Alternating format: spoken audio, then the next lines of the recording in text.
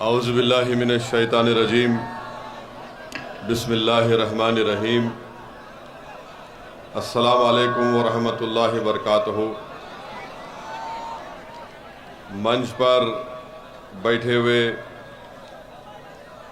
हमारे बड़े भाई मोहतरम जनाब उदरहम मेघवाल जी साहब, मनमेंदर सिंह साहब, मजलिस इत्तेहादुल मुस्लिमीन राजस्थान के कोर कमेटी के सदर जनाब जमील खां साहब,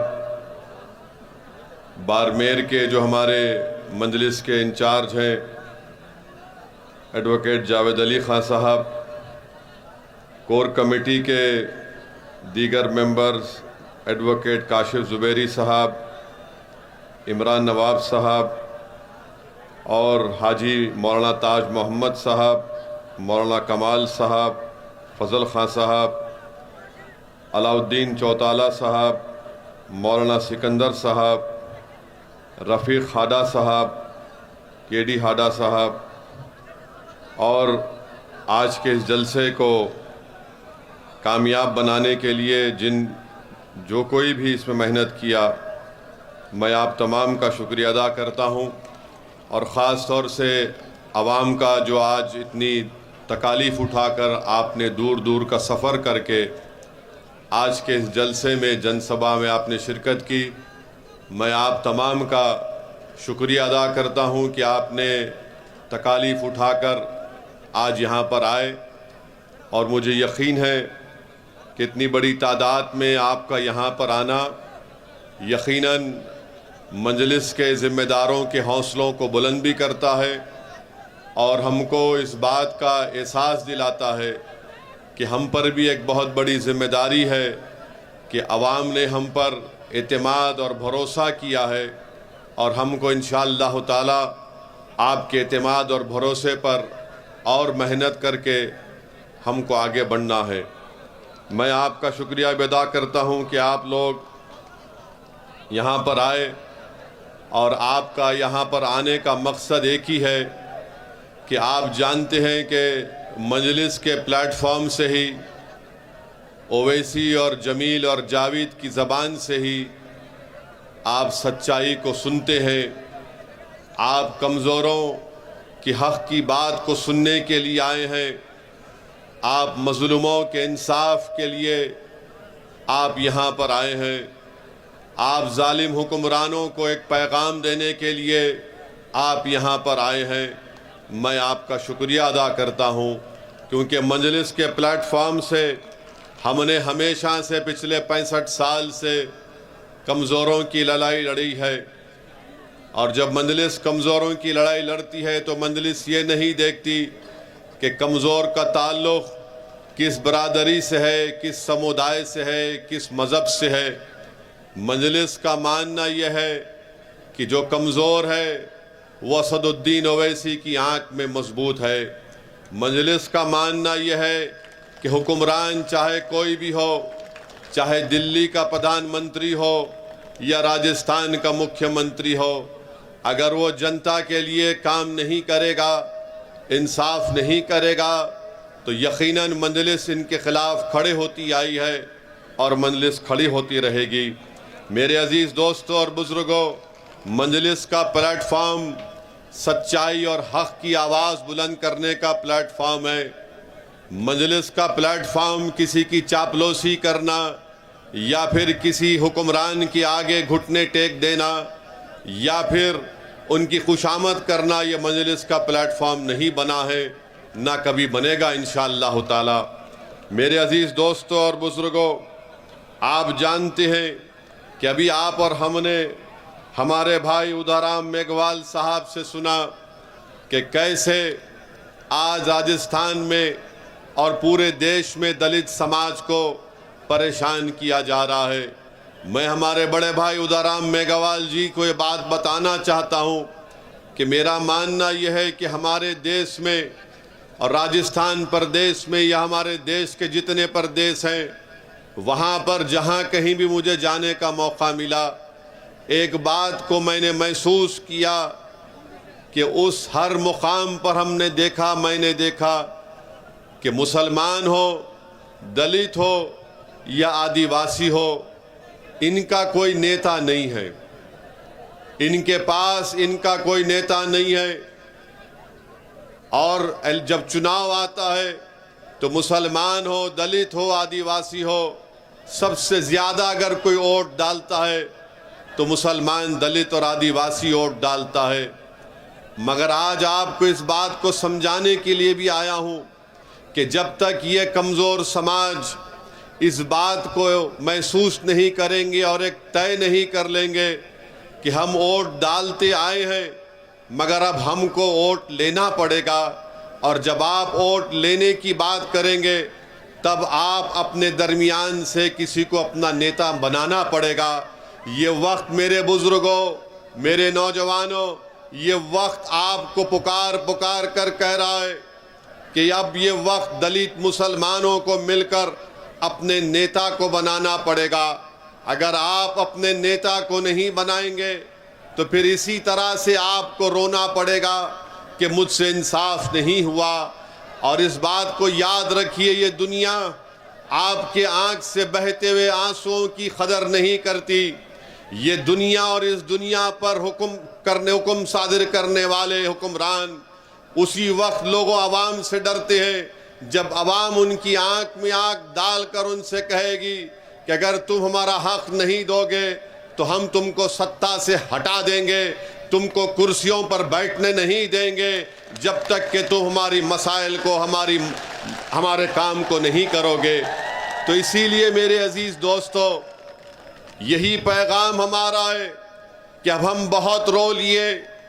50-60 साल आपने कांग्रेस को कभी वोट दिया तो कभी भाजपा को दिया, आपने बीजेपी को दिया, फिर आपकी आंख में आंसू जारी रहते हैं, आपको तकलीफ होती रहती है। बताइए मेरे अजीज दोस्तों, आप सिर्फ चुनाव में वोट डालेंगे और फिर 5 साल तक हम रोते रहेंगे क्या? मैं आपसे ये बताने आया हूं कि जिन पार्टी के लीडर्स ने, जिन पार्टियों ने हमको रुलाया है, आज असदुद्दीन ओवैसी आपसे कह रहा है कि आप मुत्तहिद हो जाओ, अपने नेता को बनाओ, एक हो जाओ, तो आप देखेंगे कि जिन्होंने हमारे ख्वाबों को चुकनाचूर किया, जिन्होंने सत्ता में बैठकर हम पर जुल्म बरसाया, जिन्होंने सत्ता में बैठकर हमारे खून की होली खेली, जिन्होंने दलितों को, मुसलमानों को और कमज़ोरों को, चाहे वो कमज़ोर हमारा हिंदू भाई क्यों ना हो, उनका हक नहीं दिया, तो याद रखिए जब तक कमज़ोर से इंसाफ नहीं होगा उस वक्त तक अमन कायम नहीं हो सकता। जब तक कमज़ोरों को उनका हक नहीं मिलेगा उस वक्त तक कोई सत्ता में खामोशी से नहीं बैठ सकेगा।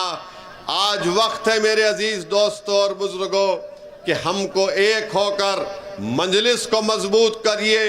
हमारे भाई उदाराम मेघवाल ने अपने भाषण में जितेंद्र मेघवाल का जिक्र किया कि सिर्फ मूछ रखने पर और किसी एक मटके से पानी पीने पर उसकी हत्या कर दी गई। अरे ये आज़ादी का अमृत उत्सव हम मना रहे हैं।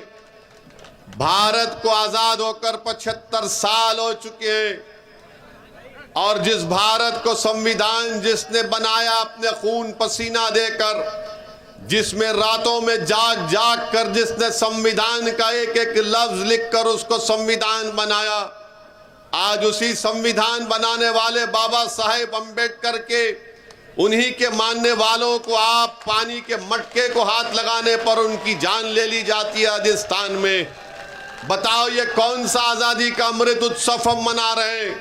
अरे बाबा साहेब अम्बेडकर का नाम लेते हुए थकते नहीं कांग्रेस और बीजेपी वाले, मगर ये जितेंद्र मेघवाल को जब मार मार कर उसकी जान ले ली गई तो कहाँ गई तुम्हारी ज़बानें, कहाँ गई तुम्हारे वो मोहब्बत के अल्फाज संविधान बनाने वाले के लिए? मेरे अजीज दोस्तों और बुजुर्गों, ये हत्या ये बता रही है अगर आज जितेंद्र मेघवाल जिंदा होता तो वो पुकार पुकार कर कहता कि हाँ हम पढ़ लिख तो लिए, हमने रिजर्वेशन तो हासिल कर लिया, मगर हमारा कोई नेता नहीं था जो मुझे मेरी जान लेने वालों से मुझे अपने आप को बचा लेता। इसीलिए मैं आपसे अपील कर रहा हूं कि आप अपने नेता को बनाइए। हम हमारे भाई उदाराम मेघवाल साहब से भी अपील करेंगे कि आप भी हमारा साथ दीजिए। आप जहां पर खड़े होंगे हम आपके साथ खड़े होने को तैयार हैं। मेरा मानना यह है कि याद रखिए, जब तक कमजोर नहीं मिलेंगे उस वक्त तक जुल्म खत्म नहीं होता है।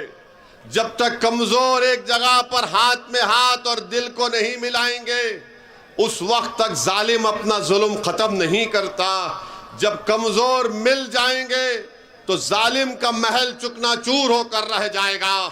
जब कमजोर मिल जाएंगे तो जालिम इख्तिदार पर नहीं रहेगा बल्कि कमजोर सत्ता में आएंगे।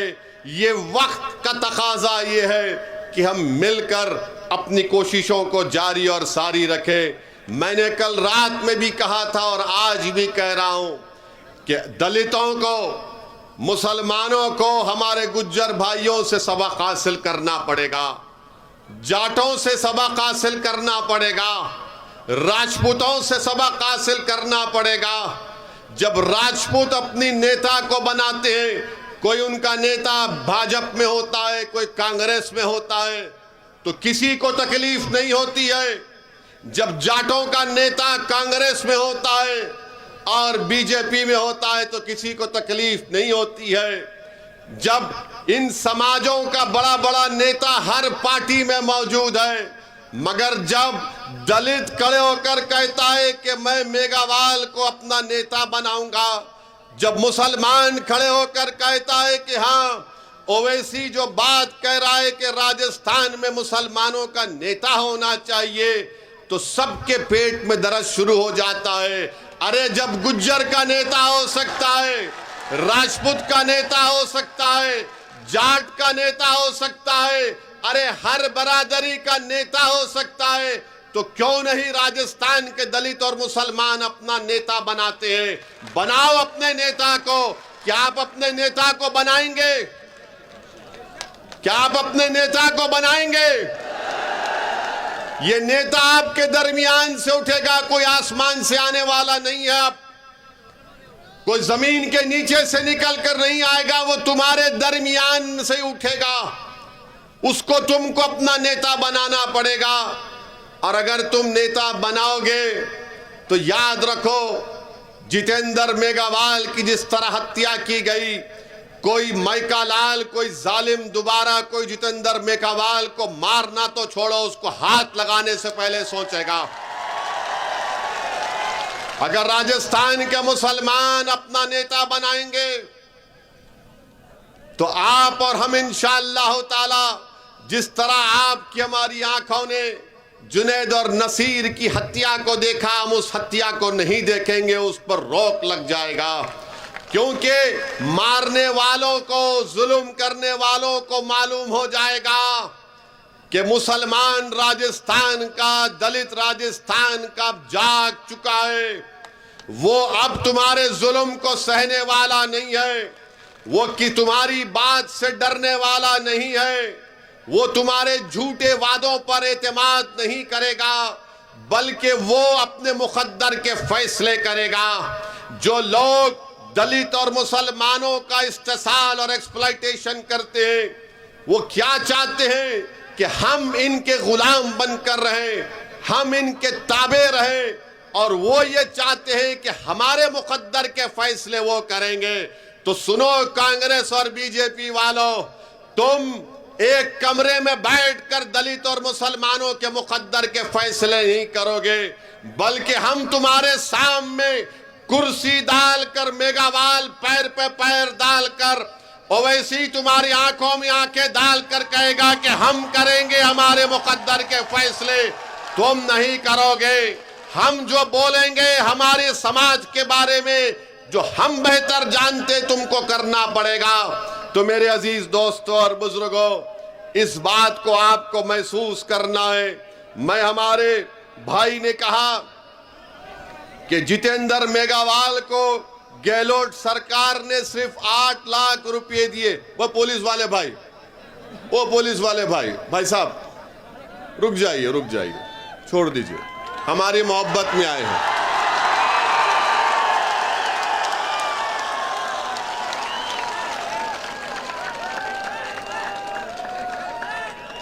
आप आराम से बैठिए।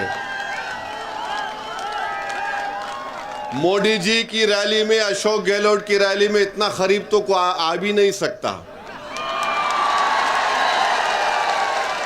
बहुत दूर बिठाते जनता को, बहुत दूर।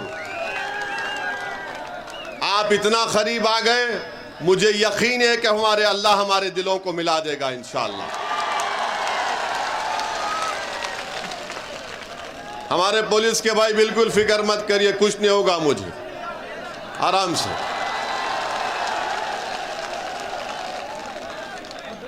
जब पाकिस्तान 20 किलोमीटर पर कुछ नहीं कर सकता तो ये कौन है, क्या करेंगे? बैठिए आराम से, कोई बात।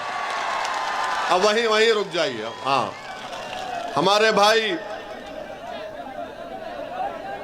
ने कहा कि जितेंद्र मेघवाल को सिर्फ 8 लाख रुपए दे दिए गए। रुक जाइए, अभी छोड़ दीजिए, छोड़ दीजिए, यहाँ देखिए। हाँ, 8 लाख रुपए दे दिए गए। हम पूछना चाहते हैं अशोक गहलोत मुख्यमंत्री साहब से, अशोक गहलोत साहब, जितेंद्र मेघवाल की जान, कन्हैया लाल की जान, जुनैद और नसीर की जान एक ही जान है। इंसान की जान की कीमत अलग नहीं हो सकती है नाम की बुनियाद पर। अगर कन्हैया लाल को 50 लाख रुपए दिए गए हैं तो जितेंद्र मेघवाल को भी 50 लाख दिए जाने चाहिए थे। अगर कन्हैया लाल को 50 लाख दिए गए थे तो जुनैद और नसीर को भी 50 लाख मिलने चाहिए। इंसान होता है, मजहब के नाम पर इंसान की जान की कीमत में कमी या बढ़ाई नहीं की जा सकती है। मैं राजस्थान के मुख्यमंत्री अशोक गहलोत साहब से कहता हूं कि यकीनन जिन्होंने कन्हैया लाल को मारा वो आतंकवादी थे, जिन्होंने जितेंद्र मेघवाल को मारा वो भी आतंकवादी है, जिन्होंने जुनैद और नसीर को मारा वो भी आतंकवादी है। ये सब मारने वाले आतंकवादी हैं। इन आतंकवादियों को निकाल कर उखाड़ कर फेंकना हमारी जिम्मेदारी है। मगर अशोक गहलोत मुख्यमंत्री सिर्फ कन्हैया लाल के कातिलों को आतंकवादी कहते हैं। अशोक गहलोत साहब, जो इंसान का कत्ल करता है वो आतंकवादी है, उसका नाम चाहे कुछ भी हो वो आतंकवादी हो जाता है। मगर राजस्थान के मुख्यमंत्री, आप देखिए कि जुनैद और नसीर को आप क्या देते हैं, 15 लाख देते हैं 3 स्कीम के तहत, और गवर्नमेंट की नौकरी नहीं दी जाती उनके पीड़ित परिवार को। मेरे अजीज दोस्तों और बुजुर्गों, हम अशोक गहलोत मुख्यमंत्री से पूछना चाहते हैं कि आपके दिल में ये सोच कैसे पैदा हो गई कि कन्हैया लाल का कातिल आतंकवादी है, जुनैद और नसीर और जितेंद्र मेघवाल के कातिल आतंकवादी नहीं है। अशोक गहलोत, अपनी सोच को बदलो। तुम पूरे प्रदेश के मुख्यमंत्री हो, तुम्हारी नजर में सब बराबर होने चाहिए। तुमको अल्लाह ने मुख्यमंत्री बनाया इंसाफ करने के लिए, मगर तुम मुख्यमंत्री होकर भी, इतने बड़े ओहदे पर रहकर भी अशोक गहलोत, तुम अपने छोटेपन का मुजाहरा क्यों कर रहे हो? अरे सबको इंसाफ करो, सबसे इंसाफ करो। आप कन्हैया लाल से भी आपने किया, अच्छा किया, जितेंद्र मेघवाल से भी करो, जुनैद नसीर से भी करो आप, क्योंकि जो इंसान को मारता है उसको इंसान नहीं कह सकते, उसको शैतान कहना पड़ेगा, उसको राक्षस कहना पड़ेगा, उसको आतंकवादी कहना पड़ेगा। हम मुख्यमंत्री के सोच की मजम्मत करते हैं। कितना बड़ा प्रदेश के मुख्यमंत्री हैं और सोच इतनी छोटी उनकी क्यों हो गई, ये आपको फैसला करना है। मेरे अजीज दोस्तों और बुजुर्गों, जब जुनैद और नसीर की हत्या कर दी गई तो जमील खान ने हमसे कहा कि साहब आपको हैदराबाद से निकलकर घाटमीका को आना पड़ेगा। मैंने कहा मैं ज़रूर आऊँगा। मैं हैदराबाद से निकला और फिर हम लोग घाटमीका गए। जुनैद के पीड़ित परिवार से हमने मुलाकात की। क्या आप जानते हैं मेरे अजीज दोस्तों और बुजुर्गों कि जुनैद के 7 बच्चे हैं। जुनैद का बड़ा भाई पागल है, नीम पागल है, उसके भी 6 बच्चे हैं, यानी 13 बच्चों की जिम्मेदारी जुनैद की थी। और जालिमों ने जुनैद का कत्ल कर दिया, बल्कि ले जाकर जिंदा जुनैद को जला दिया नसीर के साथ। आप बताइए, हमने इस बात का डिमांड किया था कि अशोक गहलोत जयपुर से निकलकर घाटमीका क्यों नहीं जाते। मैंने कहा कि अशोक गहलोत घाटमीका से 40 मिनट दूर एक मुकाम पर एक शादी की तकरीब में जा सकते हैं, तो क्या इन जुनैद और नसीर के घर को क्यों नहीं गए। मैं बोलता रहा तो अशोक गहलोत साहब को थोड़ी शर्मिंदगी महसूस हुई। निकल कर गए और जाकर जुनैद और नसीर के घर को उनको जाना पड़ा। ये हमारी पहली कामयाबी है। अगर आप अपना नेता पैदा कर लेंगे तो याद रखो जुनैद और नसीर जैसी हत्याएं खत्म हो जाएगी और हर कोई आपसे डरेगा। वरना आज राजस्थान हो या देश हो, बीजेपी और कांग्रेस ये समझती है कि मुसलमान और दलित और कमजोर ये लावारिस है, ये हमको छोड़कर कहां जाएंगे। अरे मैं आप तमाम से कह रहा हूं कि हम लावारिस नहीं हैं, हम किसी के मोहताज नहीं हैं। अगर हम मोहताज हैं तो रब्बे करीम के मोहताज हैं, हम इंसानों के मोहताज न थे न कभी रहेंगे, खुदा ना खास्ता। अल्लाह हमारे लिए काफी है। मगर ये बीजेपी और कांग्रेस के लोग ये समझते हैं कि ये लावारिस हैं, इनको छोड़ दिया जाए, ये कहीं पर नहीं जाएंगे।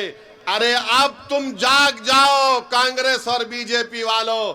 अब राजस्थान की राजनीति में एक विकल्प पैदा हो चुका है, उसका नाम मजलिस-ए-इत्तेहादुल मुस्लिमीन है। और हम तमाम 36 बरादरियों के पास जाकर बात करेंगे, हम दलित भाइयों से बात करेंगे, उन सबको साथ लेकर आगे बढ़ेंगे। ये कांग्रेस और बीजेपी मैच फिक्सिंग करती है कि 5 साल अशोक गहलोत और 5 साल महारानी बैठेंगे। अब ये नहीं चलने वाला है, ये नहीं चलने वाला है। अभी आप जो घर में बैठकर बोलते हैं कि 5 साल मैं बैठता हूं, 5 साल तुम बैठ जाओ, अब कोई नहीं बैठेगा। अब तुम्हारी कुर्सी पर हमारी नजर है, अब हमारी कुर्सी पर हम बैठेंगे, तुमको नहीं बैठने देंगे हमारी कुर्सी पर। तुमने 60 साल हमारी कुर्सी पर बैठकर हम पर जुल्म किया, तुमने इंसाफ नहीं किया। अब तुम्हारी कुर्सी पर हमारी नजर है और हम अपनी कुर्सी को हासिल करेंगे इंशाअल्लाह ताला। हम अपनी आवाज को राजस्थान की विधानसभा में भी जाएंगे। अगर हमारा ये भाई मेघावाल जीत जाता तो राजस्थान की असेंबली में एक तूफान मच जाता। मगर क्यों जीतने नहीं दिया? क्योंकि जानते हैं कि गुलामी नहीं करेगा, ये सच्चाई को बयान करेगा, इसलिए रोकते हैं। और हमारे खिलाफ, ओवैसी के खिलाफ, मजलिस के खिलाफ क्यों है? क्योंकि जानते हैं कि ये सरफिरा है, किसी के बाप को सुनने वाला नहीं है। ये वो जानते हैं कि मैं ताकत के आगे झुकने वाला नहीं हूं, मैं दौलत के आगे बिकने वाला नहीं हूं। मैं अपने ज़मीर को, अपने ईमान को बेचने के लिए तैयार न था, न कभी रहूंगा इंशाअल्लाह ताला। मेरे मुकद्दर में अगर सियासी कामयाबी अल्लाह लिखेगा तो जरूर मुझे मिलेगी, अगर नहीं लिखेगा तब भी मैं अपने ईमान का सौदा करने को तैयार नहीं हूं। आप मेरा साथ दे या ना दे, मगर मैं तुमको चाहने वाला हूं। मैं तुम्हारा दीवाना हूं, मैं तुम पर मर मिटने वाला हूं। मैं यहां पर इसलिए नहीं आया हूं कि तुम मुझे कामयाब कर दो या मेरी पार्टी को कामयाब कर दो। मैं तुमको इस बात का यकीन दिलाने आया हूं कि तुम अगर मेरी तरफ एक नजर भी नहीं देखोगे, मगर मैं तुम्हारे लिए लड़ता रहूंगा और तुम्हारे लिए मर जाऊंगा, मिट जाऊंगा। मेरे अजीज दोस्तों और बुजुर्गों, मेरे इस अल्फाज को याद रखो, मेरे इस अल्फाज को याद रखो। मैं जज्बात में लाने के लिए नहीं कह रहा हूं। मैं ये तय कर चुका हूं कि अल्लाह ने मुझे जब यहां तक लेकर आया है तो मेरा काम यह है कि मैं मजलूमों की आवाज बनूं, उनकी तकालीफ को उठाऊं, आपके दिलों से डर को निकालो, डर को निकालो अपने दिलों से। मेरे मुसलमान भाइयों, मेरे दलित भाइयों और बहनों, अपने दिलों से डर को निकालो। तुम क्यों डरते अशोक गहलोत से? तुम क्यों डरते नरेंद्र मोदी से? डर को निकालो। एक बार तुम डर और खौफ को निकालकर बाजू फेंक दो, देखो तुम्हारे सामने कामयाबियां तुम्हारे कदम को चूमेगी। मगर हमारा मामला यह है मुसलमानों का कि जैसा चुनाव करीब आएगा तो हमारे दरमियान में आकर कोई बोलेगा, अरे कैसा होगा यार, हम कैसे जीतेंगे, हम कितना जीत पाएंगे। अरे क्या तुम भूल गए बदर के मैदान को? क्या तुम भूल गए बदर के मैदान को? अगर तादाद कामयाब करती तो फिर बदर में कामयाबी नहीं मिलती। कामयाबी मिलेगी कब मिलेगी? जब अपने दिलों से डर को निकालोगे और रब्बे करीम पर पूरा तवक्कल करोगे तो कामयाबी तुम्हारे पास दौड़ कर आएगी। अगर तुम समझोगे कि नहीं मेरे पास ये नहीं है वो नहीं है, याद रखो मेरी इस बात को, अक्लमंद को मंजिल नहीं मिलती, दीवाने को मंजिल मिल जाती है। तो दीवानगी पैदा करो। अकल से पूछेगी तो अकल बोलेगी किससे मुकाबला करेगा, मोदी से, गहलोत से। जब दिल से पूछोगे तो दिल बोलेगा प्यारे, जब प्यार किया तो डरना क्या, कूचा आग में। मैं तुमसे ये नहीं कह रहा हूं कि राजस्थान के सहरा में तुम बारिश बरसा दो। मैं तुमसे ये बात नहीं कह रहा हूं कि राजस्थान के सहरा में तुम गुलाब को उगा दो। मैं तुमसे ये नहीं कह रहा हूं कि कल सूरज को निकलने मत दो। मैं तुमको सिर्फ यही पैगाम देने आया हूं कि खुदा के लिए अपने दिलों से इन लोगों का डर निकालो, डर निकालो, डर निकालो। तुम जब डर निकाल दोगे तो नतीजे की फिक्र करना छोड़ो, अल्लाह का काम है। आज तुम कोशिश करो, कल हमको कामयाबी इंशाअल्लाह ताला हमको मिलेगी। मेरे इज्जतदार दोस्तों, बुजुर्गों, आपको यह भी बताने आया हूं कि हमको बताया गया, अभी आपके बुजुर्गों ने बताया कि प्रोहिबिटेड एरिया है जहां पर आपको जाने नहीं दिया जाता है, 6 पुलिस स्टेशन का। तो इंशाअल्लाह ताला मैं एक मालूमात हासिल करके वो कोशिश करूंगा कि उसमें आपको परमिशन मिल सके। उसका तरीक़ेकार क्या है मैं मालूम करके उस पर काम करूंगा। मैं आपसे वादा करता हूं इंशाअल्लाह ताला इस बात पर। दूसरा हमसे कहा गया कि यहां पर आप जानवर भी जाते हैं, बकरे जाते हैं और फिर बकरों का रेट नहीं मिलता, 6-6 हजार रुपये कम मिलता है। तो हम पूछना चाहते हैं अशोक गहलोत की सरकार से कि अशोक गहलोत की सरकार ने एक स्कीम निकाली थी, उस स्कीम का नाम था गौ सेवा सेस, यानी टैक्स, एक नया टैक्स उन्होंने गौ सेवा के नाम पे शुरू किया। 2019 और 22 में अशोक गहलोत सरकार को 3 साल में 2170 करोड़ रुपए मिले इस टैक्स में। 2170 करोड़ रुपए मिले। अब हम मुख्यमंत्री से पूछना चाह रहे हैं, वो पैसा कहां है मुख्यमंत्री जी? पशुपालन सिर्फ गाय का नहीं होता, पशुपालन बकरे का भी होता है। बताओ फिर वो 2170 करोड़ रुपया आपने क्यों इस्तेमाल नहीं किए? क्या इनके पास जो एक मुसलमान एमएलए जीत कर आए हैं वो मुंह नहीं खोलते?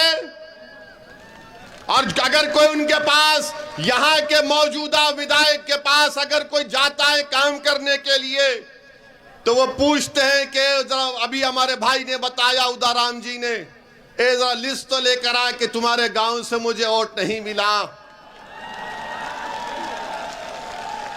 क्या नाम है एमएलए साहब का?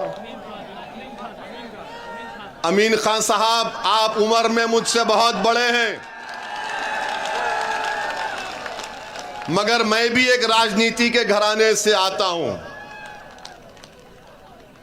मैं भी 28 साल से राजनीति में हूं। 2 मर्तबा का विधायक रहा हूं और 4 मर्तबा का सांसद पे कामयाबी अल्लाह ने मुझे अता की। हैदराबाद की आवाम का शुक्रिया। अमीन खान साहब, जरा मेरी बात को सुनो। अगर आपके यहां पर लोग हैं, मुझे यकीन है कि आप बिजाए होंगे कि देखो ये भड़काऊ भाषण क्या देता है। अब आपको हम भड़काऊ भाषण दे रहे हैं अमीन खान साहब। मैं भी इलेक्शन जीतता हूं। हैदराबाद में हमारे दफ्तर का नाम दारुस्सलाम है। खुला दफ्तर है, कोई दरवाजे नहीं है, कोई भी आकर मुझसे मिल सकता है, कोई सिक्योरिटी नहीं, कोई रोक टोक नहीं। इलेक्शन जैसा खत्म हो जाता, मेरे पास बीजेपी के, कांग्रेस के वो तमाम लोग आते जो मेरे मुखालिफ में इलेक्शन में काम किए थे, और मैं अपनी जबान से कभी उनको ऐसा भी नहीं कहता हूं कि क्यों आए यहां पर, बल्कि इज्जत देकर उनको बिठाता हूं और पूछता हूं, बोलो क्या काम है तुम्हारा? उनका काम करा कि हम भी जाते, काम हो ना हो, मगर उनको इज्जत से पेश आते। जब कोई हमारे ऑफिस पर आ जाता है तो हमारी जिम्मेदारी है कि उसका मान सम्मान रखें। और बहादुर इंसान तो वो है कि चुनाव के बाद वो सबको साथ लेकर चले, वही तो इंसान और नेता बन सकता है। मगर ये कित आप इतने बड़े पुराने आदमी हैं और कोई आपके घर को आया तो आप पूछते हैं कि तुमने वोट नहीं दिया। अरे बीजेपी के लोग मेरे पास आकर अपना काम करा कर जाते हैं, मैं कभी उनसे नहीं पूछता हूं कि काम तुमने वोट दिया नहीं दिया, और वो मैं अपना काम कराकर मुझसे कहते हो इसी साहब काम तो हो गया मगर चुनाव में मुकाबला करेंगे। मैंने कहा कि प्यारे तुझे मैं शर्मिंदा होने नहीं दूंगा, फिर हराऊंगा मैदान में। ये दम होना चाहिए, ये एतमाद होना चाहिए। अमीन खान साहब, अब हम आपसे कह रहे हैं कि इंशाअल्लाह ताला आप दोबारा इस विधानसभा से विधायक नहीं बनेंगे इंशाअल्लाह ताला। सुना है कि आप अपने बेटे को तैयार कर रहे हैं। अमीन खान साहब, हम भी अपने बेटों को तैयार कर रहे हैं। इन दोनों के दरमियान से हम भी तैयार कर रहे हैं, और ये बेटे तुम्हारे बेटे पर बहुत भारी पड़ेंगे और वही कामयाब होगा इंशाअल्लाह।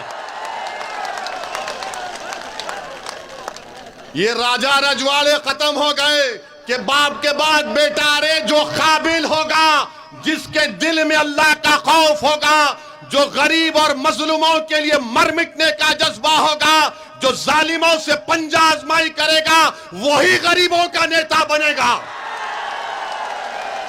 वो वक्त जा चुका कि महल में पैदा होने वाला राजा बनेगा। अब ये वक्त झोपड़ी में पैदा होने वाला उदाराम मेघावाल विधायक बनेगा इंशाअल्लाह ताला। मेरे अजीज दोस्तों और बुजुर्गों, हम ये पैगाम इनको दिए हैं। इनका काम यह है कि काम करिए, मगर अब क्या काम करेंगे? अब तो 6 महीने बाकी हैं चुनाव के लिए।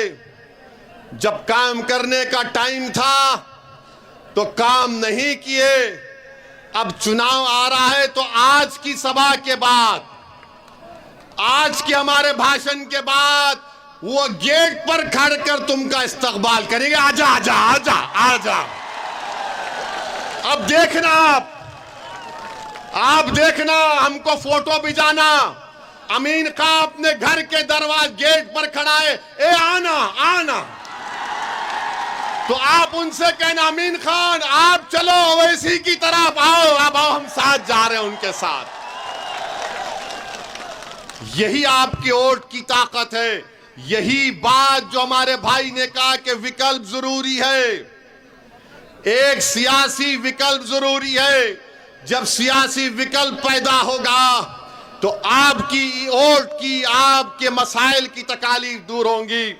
मेरे अजीज दोस्तों और बुजुर्गों, एक और बात आपको कहना चाहूंगा अपनी बात को खत्म करने से पहले, कि हमारे देश के प्रधानमंत्री नरेंद्र मोदी जब से बने हैं, पिछले 9 साल में सबसे ज्यादा आतंक, ये जो लोग गांव रक्षक के नाम पर आतंक फैलाते हैं, अरे गाय से हमारे हिंदू भाइयों को अकीदत है, हम मानते हैं, मगर ये कौन लोग हैं जो गाय का नाम लेकर पीलू खान को मार दिए, रघुवर को मार दिए, अखलाक को मार दिए, हाफिज जुनैद को मार दिए, जुनैद और नसीर को मार दिए, दलितों को पीटते हैं, मारते हैं। जब से देश के प्रधानमंत्री श्री नरेंद्र मोदी बने हैं, ये गौ रक्षक के नाम पर ये लोग एक धंधा और कारोबार कर रहे हैं। ये मैं नहीं कह रहा हूं, बल्कि एक बहुत मशहूर हिंदी का चैनल है आज तक ने ये गौ रक्षक के लोगों को एक कैमरा लगाकर इनका रिकॉर्डिंग किया, हरियाणा की पुलिस के साथ इंटरव्यू किया। वो खुलकर कह रहे हैं उसमें कि हम पैसे लेते हैं जानवर की गाड़ी पर, हम पीटते हैं इन लोगों को, और पुलिस कह रही है उस वीडियो में कि हम आंख बंद कर लेते हैं, हम कुछ नहीं करते। आप बताइए, फिर ये आतंक नहीं है तो क्या है? इनको रोक टोक लगाने की जरूरत है। आप भारत के प्रधानमंत्री इनके बारे में कुछ बोलते नहीं हैं। एक हरियाणा में एक बहुत बड़ा ये गौ रक्षकों का एक ग्रुप बन चुका है, उसका एक बहुत बड़ा लीडर बन चुका है, वो उसके हाथ में हथियार है, लाइसेंस वेपन है। तो मोदी जी उससे कहते हैं कि तू मोनू डार्लिंग है मेरे लिए। इनके लिए मोनू डार्लिंग, और मोदी जी हम आपके डार्लिंग नहीं है क्या? जिसके हाथ में हथियार वो आपका डार्लिंग, जो गरीबों को पीटता है वो डार्लिंग, जो जुनैद और नसीर को मारता वो डार्लिंग। और हम क्या है मोदी जी बताइए? आपकी हरियाणा में आपकी सरकार और आपकी सरकार की तरफ से जुल्म और ज्यादती की जाती है। मेरे अजीज दोस्तों और बुजुर्गों, देश के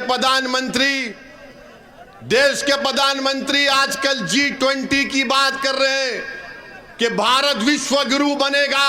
प्रधानमंत्री जुनैद और नसीर को, जितेंद्र मेघवाल को मारा और पीटा जा रहा है। कौन से विश्व गुरु की आप बात कर रहे हैं? कौन से विश्व गुरु की आप बात कर रहे हैं? G20 आप करिए, मुबारक हो आपको, हम भी चाहते अच्छा हो जाए, मगर देश की भी फिक्र करो मोदी जी। क्रिकेट स्टेडियम में मोदी ही चले गए। स्टेडियम उनके नाम से है, स्टेडियम उनके नाम से है, और मोदी जी जाकर लोगों को, क्या बात है यार, क्या बात है। अब देश के प्रधानमंत्री बोल रहे हैं कि पसमानदा मुसलमानों पे काम करो। देश के प्रधानमंत्री, फिर आपने मिरासियों को रिजर्वेशन क्यों नहीं देते? मेवातियों को रिजर्वेशन क्यों नहीं देते? ये हमारे भाई जो आज इस सरजमीन पर बसते हैं, उनको रिजर्वेशन क्यों नहीं देते? सिंधी जबान बोलने वालों से इंसाफ क्यों नहीं करते? और राजस्थान की सरकार ने तो रीट के एग्जाम में खाली 9 नौकरी दी है सिंधी जबान के लिए। अरे सिंधी जबान से नफरत क्यों है गहलोत जी, मोदी जी आपको? अरे नौकरी बढ़ाओ सिंधी जबान बोलने वालों को। अरे ये जबान बोलते सिंधी, मगर इनके दिल में धड़कता हुआ दिल है भारत के लिए, और हमेशा रहेगा इंशाअल्लाह ताला। तो मेरे अजीज दोस्तों और बुजुर्गों, मैं आखिर में आपसे अपील कर रहा हूं कि बीजेपी इस देश को हमेशा के लिए, बीजेपी इस देश में अंबेडकर के बनाए हुए संविधान को खत्म करना चाहती है। बीजेपी नरेंद्र मोदी अंबेडकर के बनाए हुए संविधान को कमजोर करके रखना चाहती है।